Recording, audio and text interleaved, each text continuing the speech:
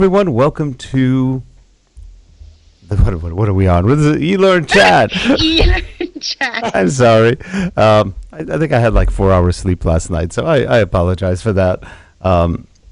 As typical XIT people, every so often when servers in-house go bad, we have to go in late at night, like 10 at night, to fix them. And so I think we got home not too late. It was a little before midnight, but by the time you wind down, it's now 1:30. So, and then the early morning get-ups. I love that. So that was our life for a long time. All right, so let's we're going to start the show recording in about 10 seconds. So let's see, we've got the right shots up. And we've got with us John Blackmon today, who you saw him in the middle just a second ago. And I know most of you weren't wondering who he was because you know him, but he's been on the show before, I think a couple of times. And always fun to have him, and he will be sharing some new stuff with us. Anyway, so here we go. So we are going to start, and right next to me, by the way, is the lovely Linda Joy, coming to us from Colorado, via England and Germany and all sorts of places she's been. Anyway, so here we go. Let's start the show recording in 3, 2, and 1. Hi, everyone. Welcome to eLearnChat, where talk is knowledge. And we've got some knowledge to share with you today. Joining me is our co-host, my good friend, Linda Joy. Hi, Linda. How are you today? Hi. I'm doing great. Hi. Well, we've got with us today John Blackmon. But you knew that, didn't you? Yeah. Here we go. Hi, everybody. How you doing?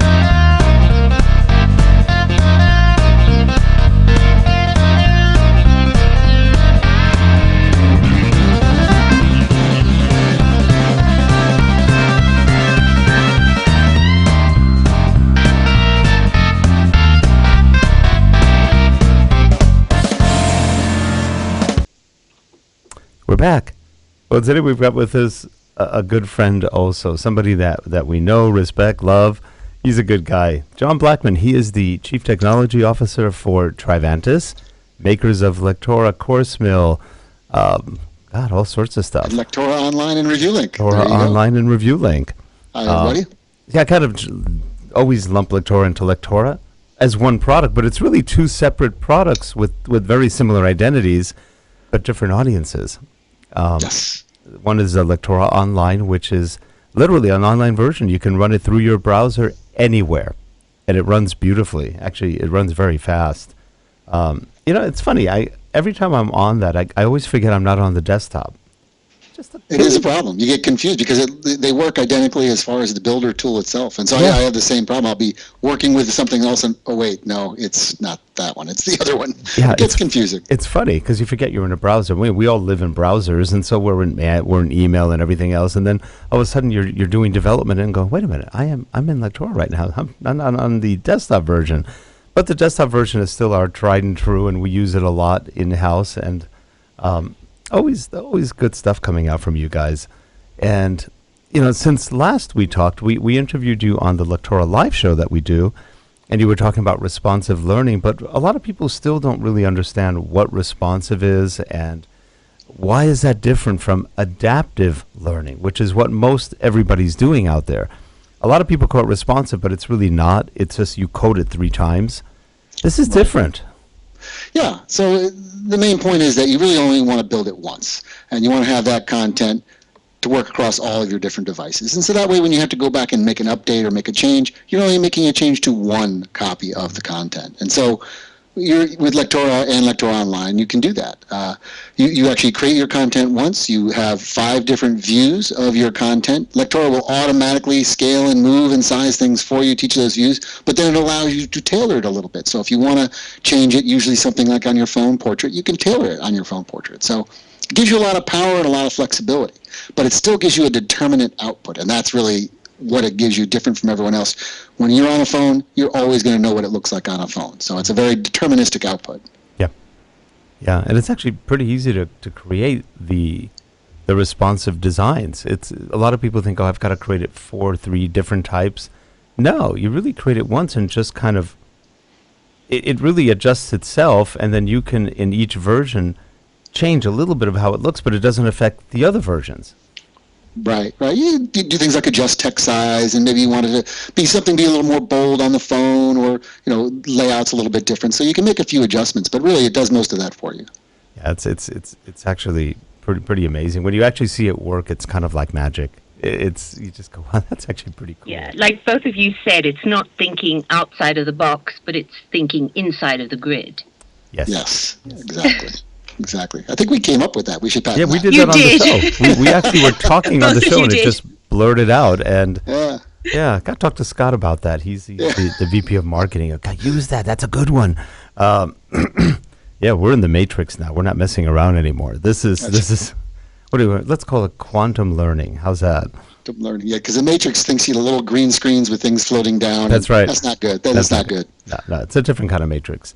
We're talking more like a mathematical matrix of things that happen, which is really what it is in essence. You've got everything diagrammed out. I guess everything's got coordinates on it. Sure, Yeah. and everything's proportional. So you work in a proportional things and move things around. There are rules based upon that we work in. So you have everything is built out proportionally to a grid, but then you base it on certain rules for certain device types as to how you're going to move things around proportionally, and then you allow for overrides for each of the different devices. Yeah, it's a lot of fun. It's really a cool technology. Now you were talking also about a little bit about online and desktop. For those who aren't familiar with it, Lectora comes in two flavors. You've got the online flavor, and then you've got the desktop flavor, which runs on your PC locally. The online runs remotely. Any other differences or anything to be aware of with that? Sure. As with any online software, once you have SaaS software, you have the ability to collaborate. So if you're used to working with a desktop software product, you get the idea it's all really locally on your computer. You're working with files on your own hard drive. If you have to work with another person, on the same title, you actually kind of have to share chapters and copy things, and then it might be part of your normal workflow. But when you get to Lectora Online on a SaaS product, if 2 people or 10 people or 100 people need to work on a title at the same time, they can all do that together simultaneously. It uses what we call a check-in, check-out methodology. So you can check out a chapter or a page or even an individual image or text block. You can check it out, work on it, check it back in, and then it automatically updates on the other users' machines. So 2 people can be working together on the same page, and they can see each other's updates pop through as they check them out and check them back in. You also don't have to worry about things like installing software. Everything is built into the browser. You just go to the website, log on, you can get a free trial and roll with it. So it's kind of a nice way to work with things. Well, one of the benefits of that is, and we have this, where you have multiple people working on something, and you don't have to install it on every machine sometimes because you either don't have enough licenses or you're just really moving it around different people while you're not in. So this allows you to get in easily and move it from literally different people, and they log off, they log in. And it's real easy to do, so that's True collaboration. Yeah. Right. It makes a big difference, and not only that, even file storage. If you think about, you mentioned we were talking earlier about some server problems, who's having things like that. So if you lose some files, think about that. With online, it's all on the cloud. It's all backed up for you. You don't have to worry. Boy, where was that? If you go away on a project for a year and come back, you think, man, where did I put that one on thumb drive somewhere? It's all there. It's all backed up for you. It's all in the cloud. You know exactly where your latest version is. So, yeah, that makes a difference. The collaboration part's really interesting because when you are in a team environment, there's more than one of you, and all you need is really more than one of you for chaos to happen. It just does make life a lot easier when people aren't pulling things out. Now, it's funny, some of the other tools out there will allow you to get in when another person's in, which is bad because that means the last person who gets in saves it. Right. And you can really be screwed up, and we've actually had that happen with some of the other tools where somebody went in with unbeknownst to another person going in, and you don't know you've got it or that they've got it until somebody does a final save. Yeah. And then there's that can frustration. be serious. That's really bad, actually. And I'm surprised because all you really need to do is just create like a lock file so that else can get, at least not let anybody else in. Right. But Right. these are We're some giving big, read-only access or something. yeah, and these are not small tools. They're pretty well-known tools. Be careful with that one because if you go in and somebody else goes in, you may not know that you've got company. And then at the end, you think you've gone insane because you went, I fixed all that, but now it's totally different. Mm-hmm. Those are gotchas. Oh, yeah. Without a doubt. Bad gotchas.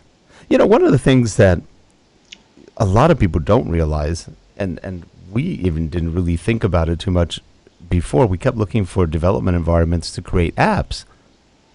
And not long ago, I looked at Leslie, who we were actually on a trip, and we were thinking, wait a minute, why don't we create apps in Lectora? She looked at me and goes, yeah, we could. I go, yeah, we could. You really have an app development environment there. I mean, with a couple of little tweaks and stuff, you can go, I think you use PhoneGap, and boom, you've got apps on any device.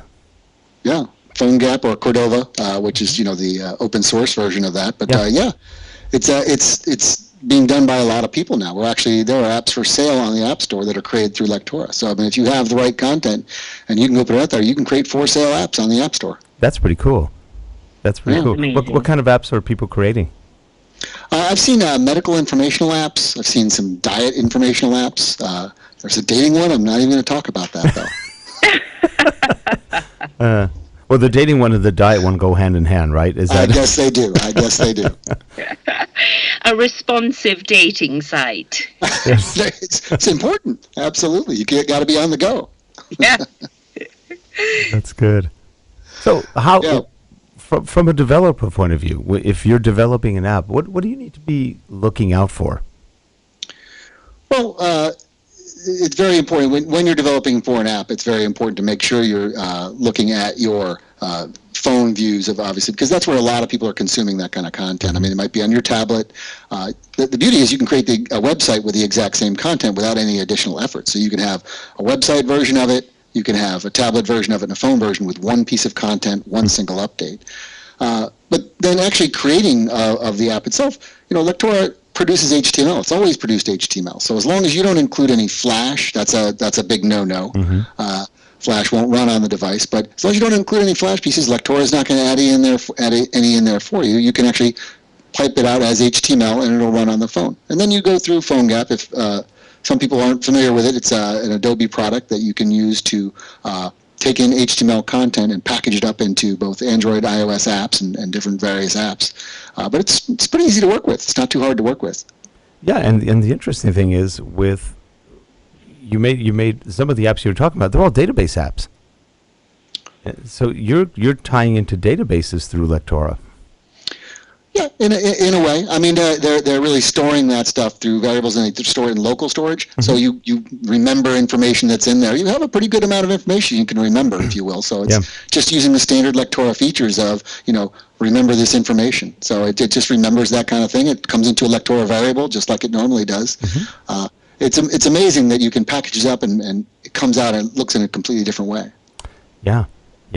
Because I know Leslie, my wife, took your advanced scripting class at the Lectora User Conference 2016, as well as some other people I know, and they all really came out pretty excited and motivated about, hey, we can do a lot more with Lectora than we thought.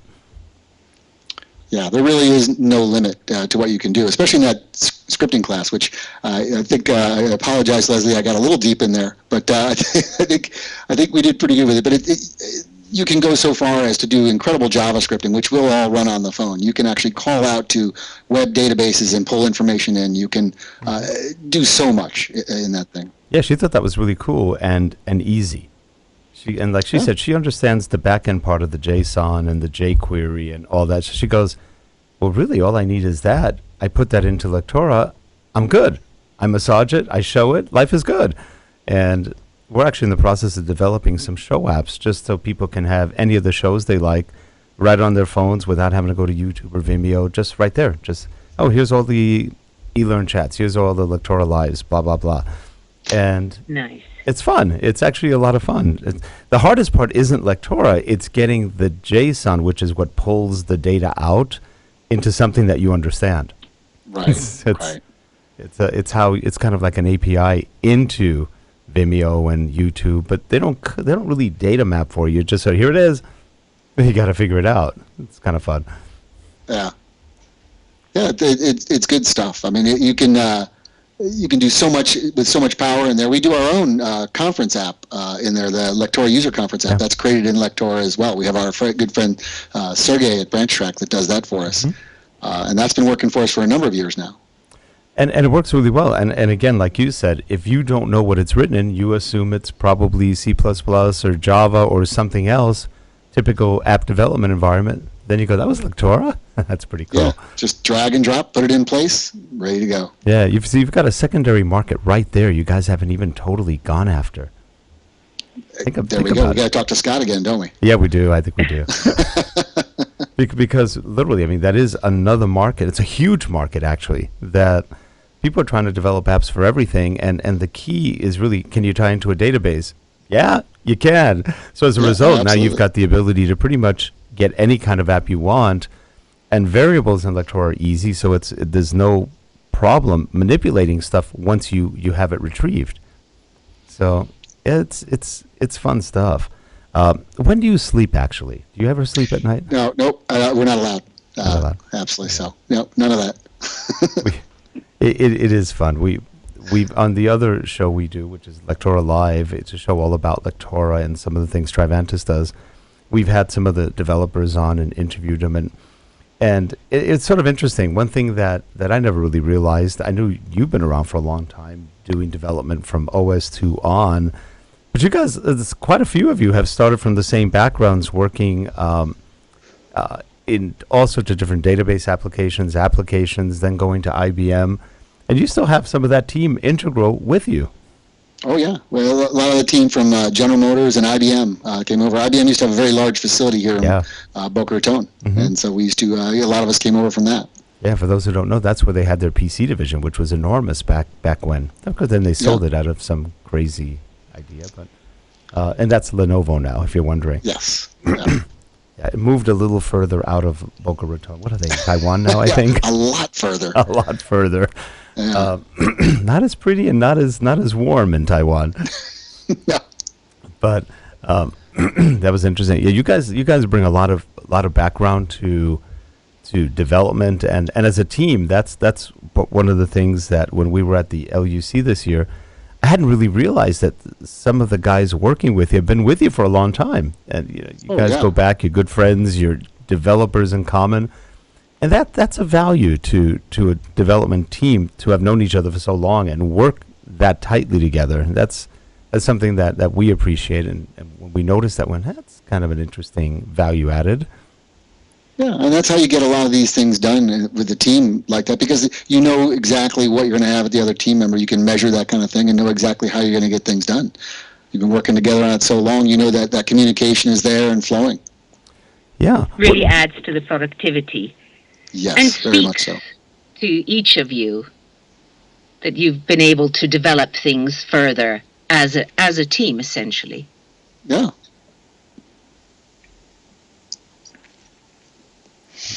Giving you one word programming answers today. He's had a busy week.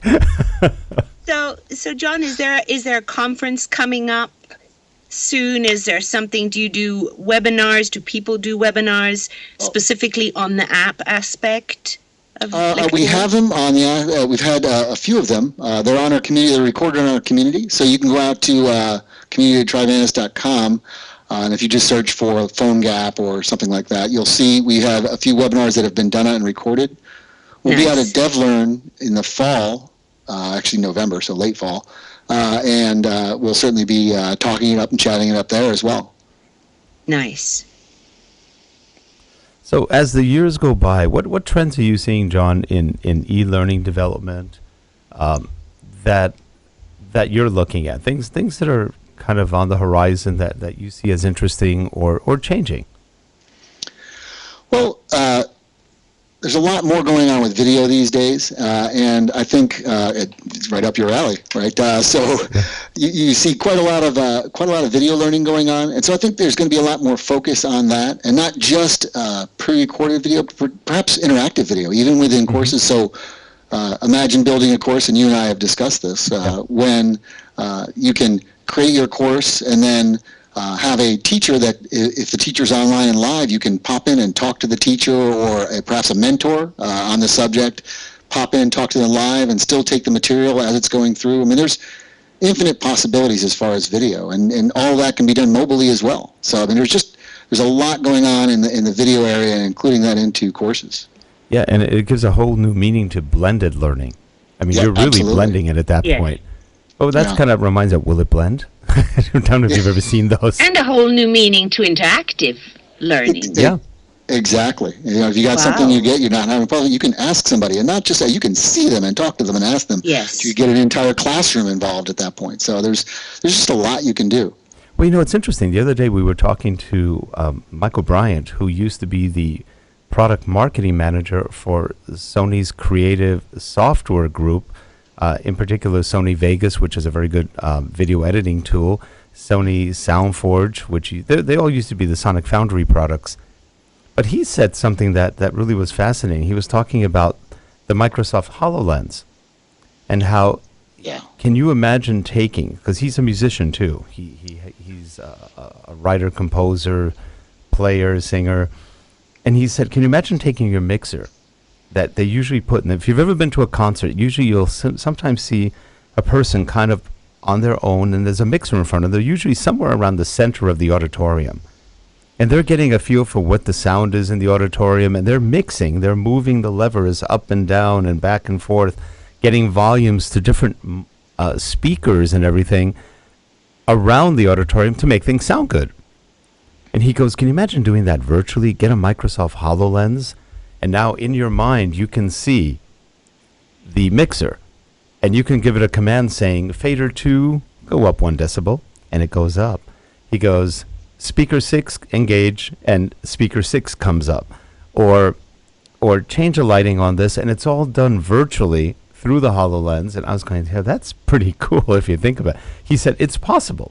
All those device interfaces technically will be available with that. And can you imagine in training, making training so it's so realistic that you literally are in almost a virtual reality world playing with what you're supposed to be working on. Right. I mean, that's beyond virtual. That's augmented reality. It is. Right. It So is. it's you know, and think of the popularity of something like Pokemon Go these days. Not with me, mind you, but very popular as well. That's augmented reality as well. You're projecting onto the reality and changing out. If you project that into a training scenario, there's just no limit to where you can go with that. Now, it's a very different type of training, will be created in a very different type of way. But again, that is just something that could change the way you train. If you have to learn how to use a mechanical device, imagine being able to go to the device and see it, the instructions pop up around the device and give you clues as how to work with it and which screws to turn, and you get real-time feedback on everything that goes. Just amazing. Yeah, imagine if you're a field service worker, you go out and you're trying to figure out how to do something, and you can bring up your little library of just-in-time videos or holograms. Are you working on something like that, John, already? We have gotten, we have some virtual reality stuff. I do not have a HoloLens. I would like to have one if Microsoft happens to be listening. We have looked at some virtual reality things and have talked through some ideas on it and things, but nothing really active right now, but certainly something we're considering. Is Microsoft shipping the HoloLens yet? They're shipping development kits along with it. Nothing really like that. It's just still a little early. It's not quite done, but it is imminent for sure.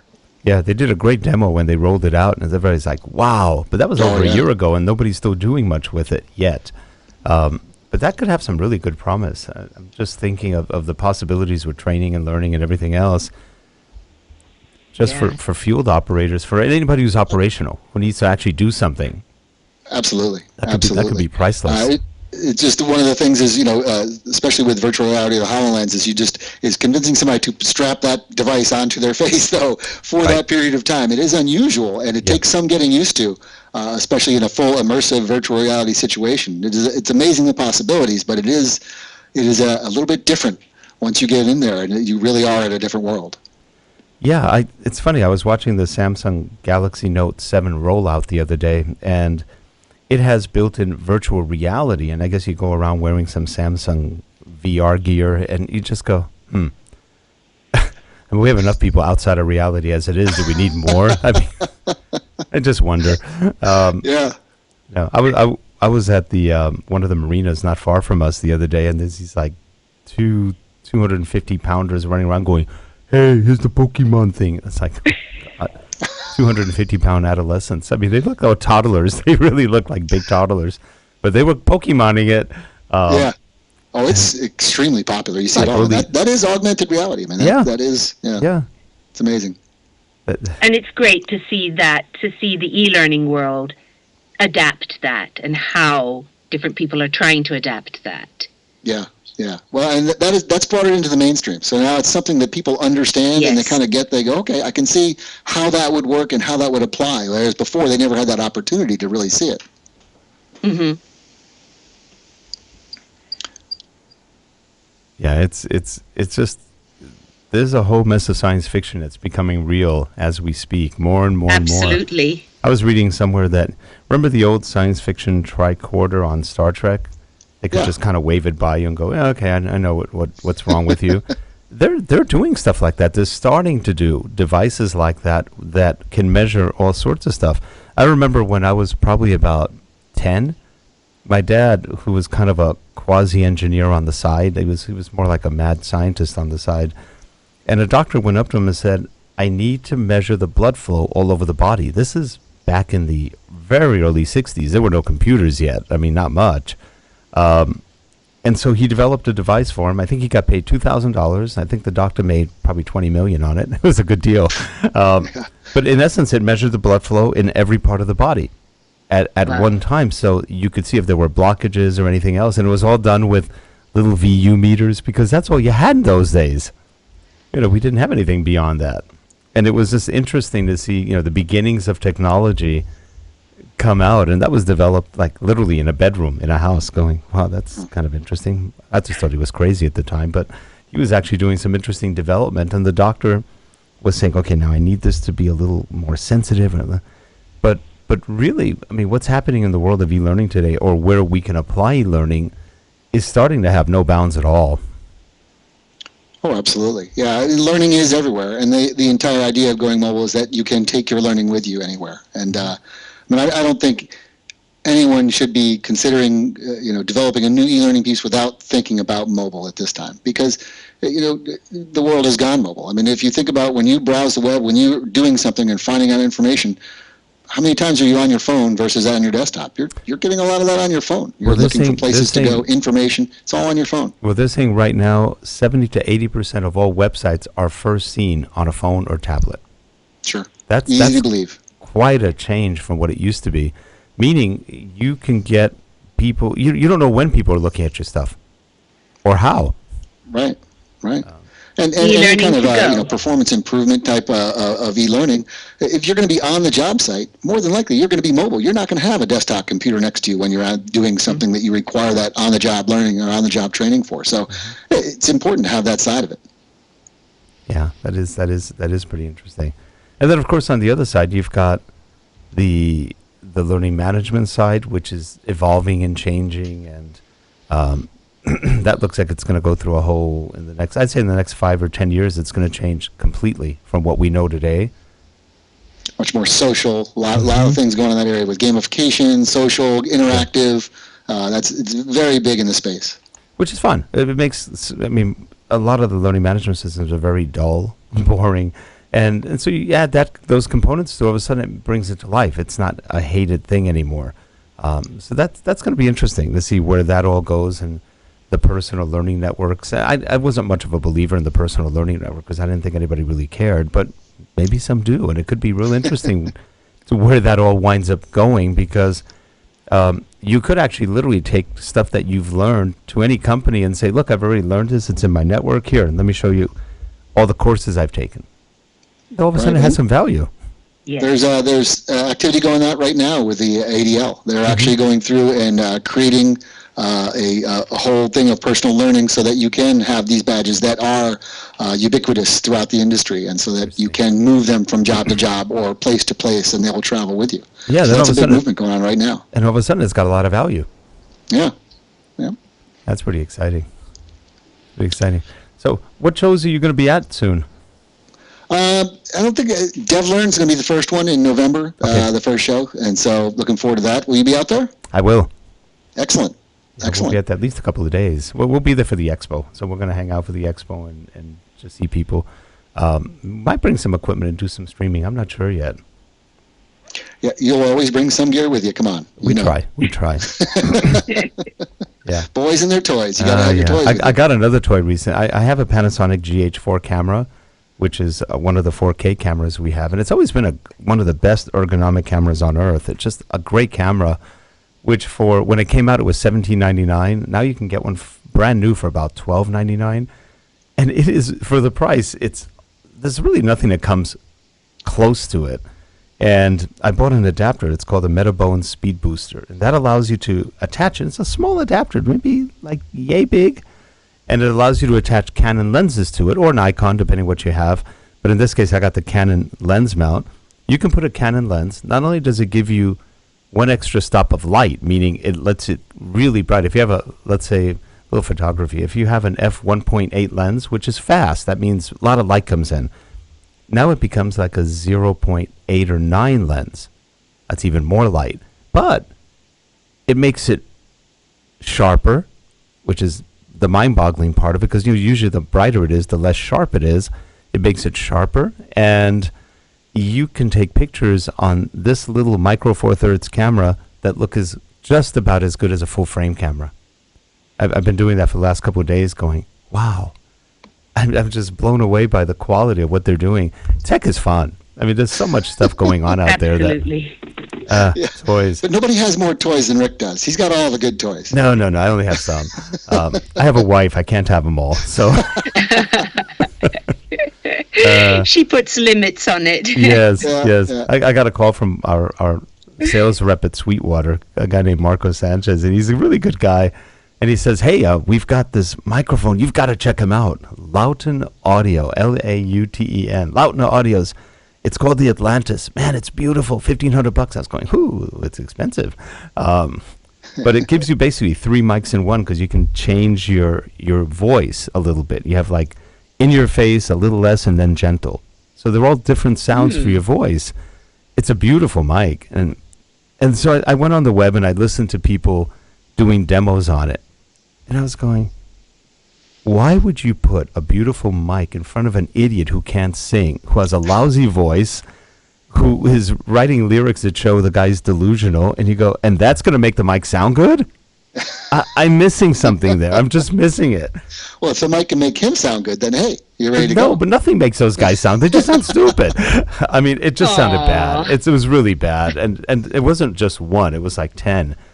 And I went, why don't you hire somebody who really has a good voice, and don't just limit yourself to like bad, not even rockers. I mean, they're just bad, like emotional drainers. And it's like, that's not really good music anyway. Right?